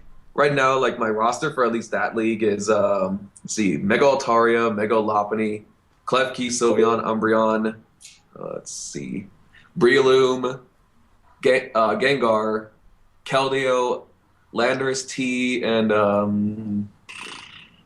Volcarona. You are, of course, the champion in Major League Pokemon, as mentioned earlier. How did you get started specifically in Major League Pokemon? Well, first it was actually on XY. David actually made a tournament on XY Giveaway Bonanza, like just for prize's sake. And technically, he never even gave me my prize anyway. Just mellow it up, but it's okay because I already had my own mellow with us. But he, like after that tournament, I think it was about like a week or two afterwards, he messaged me again saying, he had this idea of creating a Pokemon League like on Facebook, his own. And he already invited some people in, like one of our friends is Petra, another one is Justin. I think Patrick also came too. Yeah. And so like I was a little hesitant at first because like I don't know anything about running a Pokemon League. I'm just like a Pokemon player. But I decided, maybe I could help anyway because some of them actually were kind of terrified because like especially one was like the second place person was I think his name was Christopher. Christopher Andrew Vargas Herbalife. Yeah, that guy. Yes, from Mexico. And especially in that tournament, like I made a big reputation because my record pretty much like I 6-0'd I think 3 people during that tournament in the doubles, but after that like I just decided to help with the league at least like help at least get some people to be more competitive because some of them did need some work, like working on teams and EV training. Some of them didn't even know Ivory breeding was because a lot of them relied on Pokemon that were given to them from the giveaways, and they didn't actually know good movesets and stuff like that. Yeah, the group itself has really grown over the last, I'd say, 5 months. It Okay. started in September 17th, I believe. Yeah, it started like so it was either September 17th or September 27th, one of those two, because I know it ended at 7. It But was, like, yeah, a lot of our group has actually really grown a lot more, especially some with skill level since end of January. I'm really impressed. Like, there are 3 people in our group that I'm really impressed by their improvements. One is Justin, especially because like he's one of our older players, but he actually is wanting to learn more about being a competitive battler, and so far his skills compared to like when I first battled him, he's actually gained much significant improvements, and he is still getting a lot of training from Xenos, especially because he wants to run for at least a gym leader spot there also if he's ever accepted for it. And then let's see, another person I helped at least with making her fairy team, even though it took me like a month to finally get it ready because stupid X and Y got a new update that made it almost impossible for me to clone for her. Was one of our admins, Petra, and I taught her basically how to use her new fairy team, and actually also get her off the mindset of don't use legendaries because I hate that argument. Well, you don't use legendaries because they're overpowered. or did she use a Deontay? No, no, she didn't want to use any legendaries. And Right. she also, at least at first during her gym reign, she had weird rules for her. One of them was like you're not allowed to switch during her gym battles. Yeah. And that was like one of the biggest things. Like, no, oh, I don't want that ever. So I basically talked to her about it. Uh, what are some of the memorable matches that you've had in Major League Pokemon play? Let's see. Well, one of them was the most recent championship battle with Alex Cohen. One with Patrick Ilg, especially. Like, at least for that one, that first title defending battle was kind of weird because during that time the rule was the champion can decide what the type of battle was, which I always do singles anyway because the team I had for was singles. But then Patrick wanted to do triple battles, and that one I kind of lost a little bit off because of well, my team is like I said, it's not meant for triple battles. It's all meant for singles, and his team was more designed for like multi battles. And then the last one, I soundly defeated him. I think it was like 4-0. And then the last one, at least like that. The last one is David will know him, Pimping Quagsire, Champion Ash, whatever you want to call him. I just call him Swag for now. Yeah, David's told me about him. Yeah. Yeah, I thought this guy would actually be a good friend at least because he actually seemed interested in learning how to get better, but he's blocked me from Facebook because the first time he blocked me, what I think was after he lost the championship battle, which unfortunately those 2 matches were really really bad for him. Like he couldn't do much at all. Like he tried to we do weird sets that didn't work at all. And then the second time was an exhibition battle because I wanted to do exhibition battles for people like just to get more people involved in battling with the leaders, especially with me because I want to see like what level of our players are. And he wanted to do a VGC doubles, which unfortunately for him, I am a VGC player now anyway, and I've done at least one VGC competition like in real life in town and then online also. But then he got soundly defeated in those also. So it was actually pretty bad. And then the last battle he did with me, unfortunately, he disconnected because he made an error, and then he just basically said he didn't say anything to me actually, but I saw his name disappear from my friends list, and it turned to like Facebook user, and I was like, okay, fine. Stepping away from the video games for a little bit, have you had any experience with the trading card game? Not exactly. I know a bit of how the game plays. I don't know anything currently. Like, I don't play the current game. I didn't play the TCG anyway. I just collected the cards because at least the one thing Pokemon TCG has for me is I love the artwork. Like, they do splendid artwork on that.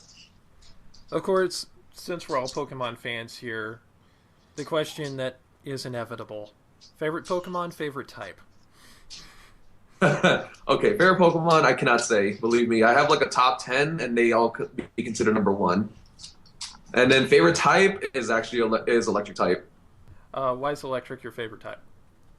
I really have no idea. I've always been fascinated by the electric types, especially just because they have like one weakness, which is the ground, but really a lot of them are paper bags. There's like very few electric types that are bulky, except for like a very small amount. Like one of them, actually, one of my top 10 is Electros. Right. And just in closing, any advice you would give to anyone who's just getting started with the Pokemon metagame, maybe just picked up like the most recent Gen 6 games? Some advice for them. Well, all right. If you actually want to get into competitive battling, it is going to take a bit of like learning what EV training and IV training is. Like study up on that before you even attempt to do competitive battling, because it's going to get way rough if you try to do anything with your in-game teams. There's like go on Cerebi.net or Smogon. They have great guides to help you like learn what to do for IV breeding or an EV training. And especially if you want to go to YouTube, just find like methods to do the best ways to EV train quickly. And see, and if you're at least if you're able to find anyone like through Facebook, Twitter, or whatever network you want to use, find someone who can actually help you learn how to do real battling. Because some people, they say they can teach you how to Pokemon battle, but then they're the ones, like I said, they're hyper offense and they don't do any real strategy with defensive Pokemon. Like one place I go to. Oh yeah, Gambior, exactly. Yeah, I'm actually about to enter the Elite Four. I'm one gym away from getting through that. I think a lot of people don't realize just how easy it is, how they've made it really easy to EV train Pokemon, and how easy it they have made to IV train Pokemon compared to that of previous generations. Technically, the IV breed. Remember, you can't train your IVs. Well, yeah, IV breeding, yeah. Yeah, yeah, but you are right though. They probably are just like in gamers who probably have like Pokemon that are maybe either they were gen or they're probably in-game Pokemon. I can't really say because I've never done it. I probably never will, because from what Davis told me about Ambior, it's kind of bad. I wouldn't say that they're bad. They got some pretty good. No, it's mostly the rules, you know. It's mostly like the rules, yeah. some trainer choices. Yeah, no items, no legendaries, and you can't toxic stall, burn stall, or perish stall. So basically, it's Mega Salamence, aka Frisbee, running rampant on everyone. Pretty much. That actually doesn't sound like too bad of a thing for my team of EVs, actually. Yeah, but like I said, I don't like hyper offense. I really, really dislike it. I like doing strategy with my battles, not just bring a bunch of things that can destroy everything and then go at it. Yeah. In all honesty, a lot of the reason why I'm even in the position where I could possibly join Major League Pokemon myself before too long is because they implemented super training. Yeah, I mean, 6th Gen offered a lot of ways to like EV train, because back then, if you want to EV train, you had to basically do. Let's see, I remember doing this so much in Black and White 2. To EV train, let's say a physically offensive Pokemon like Darmanitan, you would need to have Pokerus, the power item, which that gives you 5 points already not 5 points, sorry. And let's say let's do an attack EV training in Black and White 2. The Pokemon that would give you like one attack EV would be a Patrat or Lillipup, which, if you actually know, in the first route, like after your hometown, that the route is only full of Patrat and Lillipup. Problem, you have to if you want to at least get to 252 in less than about 30 minutes, you'd have to do Pokerus plus a power item for its attack, which is Power Bracer, and then just basically knock them all out. But the problem there is that you have to knock out, let's see, 1 plus 4, then the times 2 again, which would be 10. You'd need to knock out 26 Patrat and Lillipup combined just to do that. Just to at least get your 252 attack EVs right. And also the problem also back then was there was no max because 6th Gen implemented a new max where it's 252 only. Back in the older, like in 5th Gen and below, you could EV train 255 EV points, which screws you over because then those 6 extra EV points you can give to like one stat. would be wasted, and then you had to like you had to do complicated EV reducing berries just to get at least an equalizer. And that's what I did basically. Like a lot of my Pokemon for in my game right now are from Black and White, Black and White 2, and those are like a summer's worth of EV training because I have no life, at least back then. Alex Carbos, thank you so very much. No problem. Are you going to be sticking around for the final segment? What would that be? We got some silly news and some dumb tweets. Yeah, sure, why not? All right. All right, then. We'll move on straight into our closing segment, then.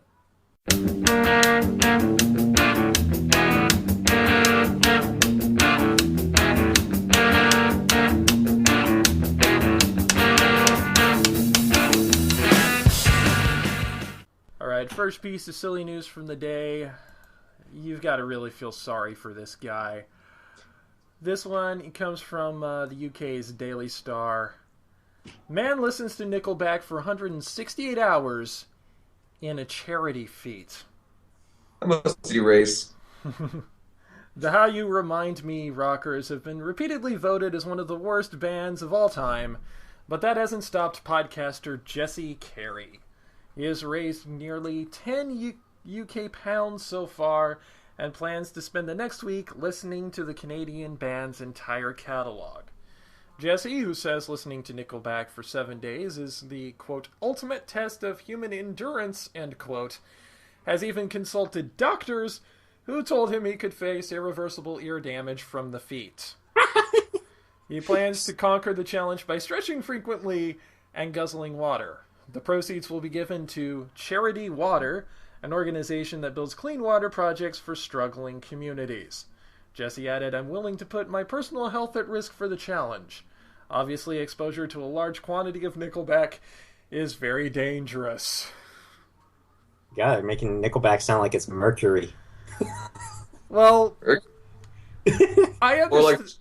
More like listen to chalk, like your fingernails rubbing a chalkboard for like the next, what was it, 336 hours. I have this thing that I do at work sometimes, especially late at night after the store is closed, when there's a really, really annoying song on. I find that if you sing the song as Beaker from the Muppets, it makes the song a lot more tolerable. There is one band, however, I've found that is resistant to Beakerization. That band is Nickelback.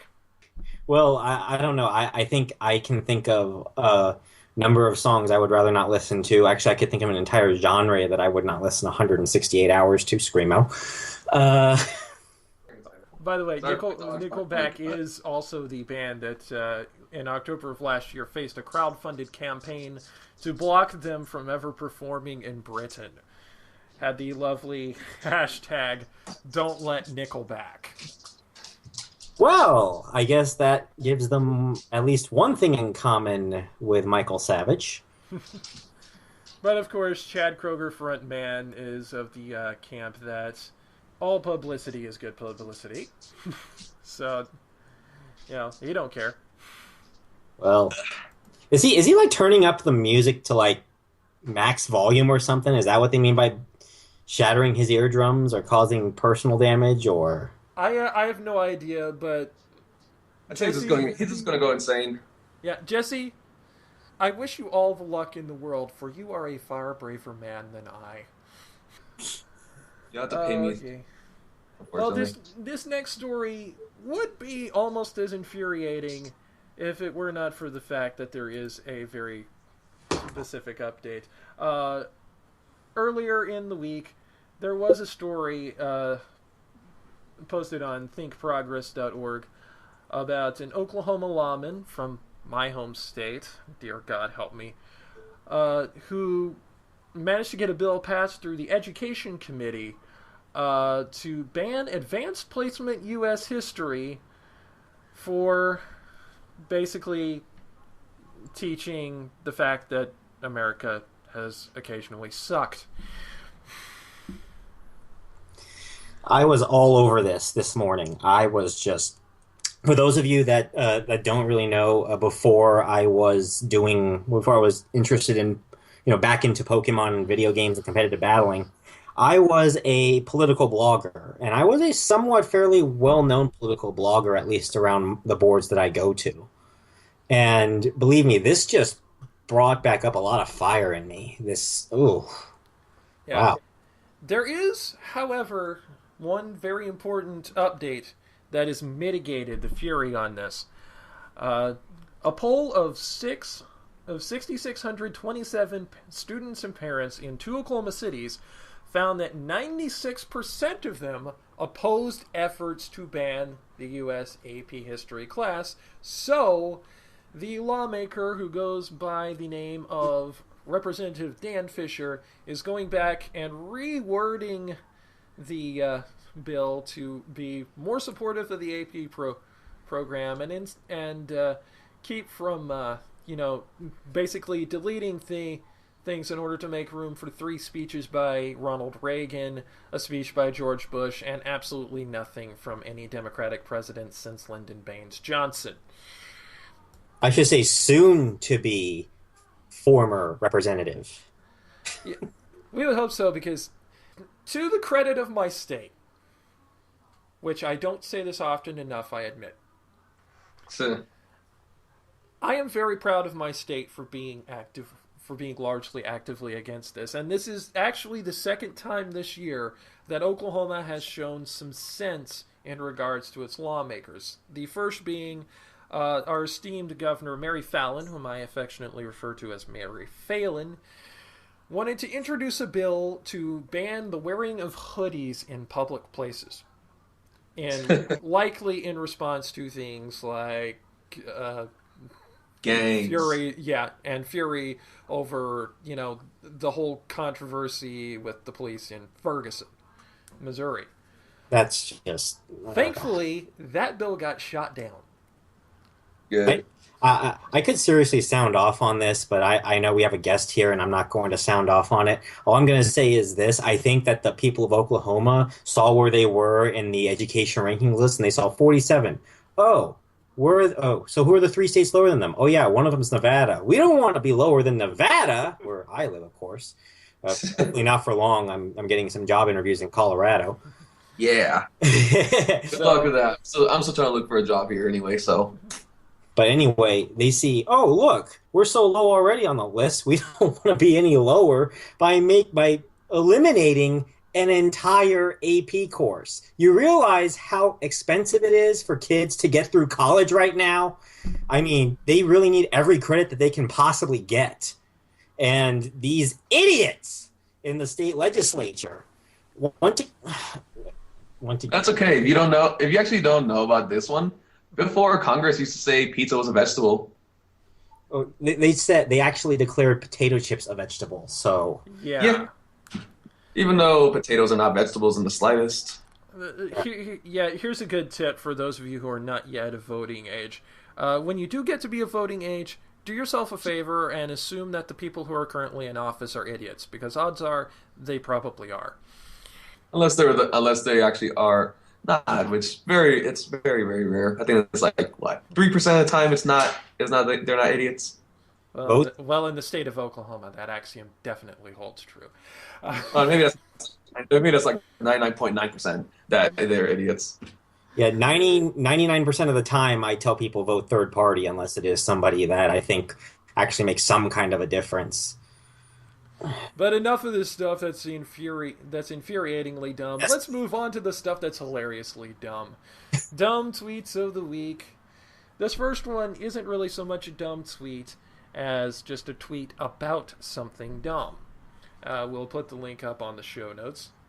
It is a photo taken from Cosmopolitan that says that a good prop for, shall we say, intimate pleasure is a glazed donut with the caption, "Stick his penis through the hole, then nibble around it, stopping to suck him once in a while. The sugary texture of your tongue will add an interesting new dimension." The comment on this tweet, reminder, need a sex tip? Cosmo says, fuck a donut. Fuck a donut. Just fuck a donut, you fucking piece of shit.